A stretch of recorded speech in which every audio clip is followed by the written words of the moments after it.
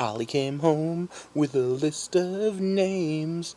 He didn't believe in transcendence. Don't worry, I won't sing the rest of that. And welcome back to the heart of the stories we tell. And today's episode is tonight's episode of Arrow. And let's get started with the big boom. Well, the sonic boom. The time boom? Whatever. In Flash, if you've been following it, Flash ran back in time, created an alternate reality called Flashpoint, then ran back in time and tried to fix it. The problem is every time he goes back and tries to fix things, he creates alternate realities that are slightly wrong. Slight little things are different each time, kind of like a chaos factor. And in this, we find out that the changes are affecting Arrow as of this week. So that means Diggle has a son instead of a daughter. I don't even want to begin to understand how that time travel effect works. But enough about weird time travel. I deal with that with every other show I watch. So let's just get into regular normal stuff. You know, superheroes, vigilantes, monsters made of chemicals, that sort of thing. So once again, it's stop. Spoiler time. Tonight's episode is all about trust. Who do you put your trust in, and who trusts you? And at the end of the night, I think that the truth of the matter is that if you're going to be friends, if you're going to be family, if you're going to be a team, trust is all you need. So Team Arrow has some crazy not talking things going on. First, Wild Dog goes off with Artemis and kills the villain of the week, even though they were told to stay out of it. And of course that comes back to bite them in the butt. Then Felicity doesn't want to tell Ragman what part she played in the destruction of his hometown. Normally on a show like this I call that dumb. I have to say though, as much as I believe honesty is the best policy, I don't know if I'd be willing to tell the Spirit of Vengeance that I was a possible source of said vengeance. No, let me take that back. Survival overrides honesty. Yeah, I think so. So, my hat goes off to the fact that they handled this without carrying that particular plot any farther than they had to. So, Wild Dog really does have me intrigued, and I'm liking where they're going with him. Mr. Terrific is a favorite from the comics, and I did like him mostly tonight. I do think they use him a little too much as comic relief, and Artemis is the one I want to talk about most, because I think she has such a step down. Black Canary, too, was one of the most awesome characters. She used that sonic scream better. Now that they've brought her back and are making her Artemis, I don't understand. Didn't Laurel specifically say, make me promise you won't be the last Black Canary? Why isn't she Black Canary?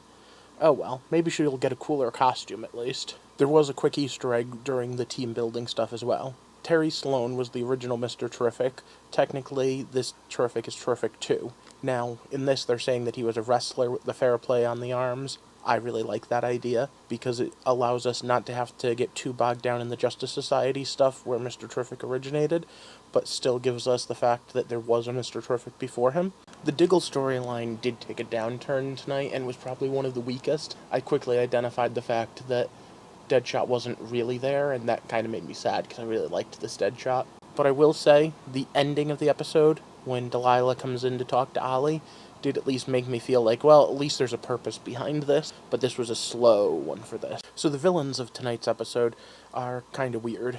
I'm very glad to see that they pulled up what I think is one of the hugely disserviced concepts. Just because you're immune to pain doesn't mean you're immune to damage. You still need your body. Pain is just your body's way of telling you, hey, wait, something's the matter.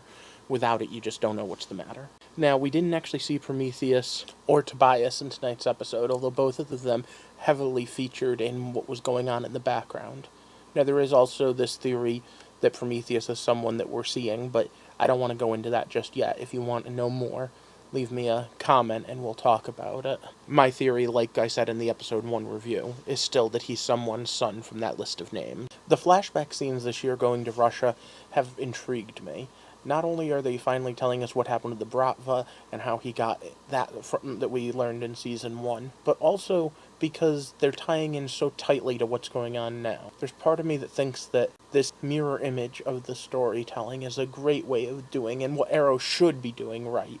And it doesn't always. I think the who do you trust question comes up perfectly in both modern day and the flashback, and again, it drives that theme home. But I realize that not everyone's a big fan of Arrow, and that there's a lot of hurt feelings about stuff, especially dealing with Black Canary. So I ask you guys down in the comments, what do you think so far? Has this season repaired? Or did they fail this show? For now, what I'd like you to do is like, subscribe, and share this video so that we can grow a community and talk about these things going forward. Maybe figure out a few of the twists before they happen too. For now, thank you for watching. And thank you for walking with me through the heart of the stories we tell. Good night.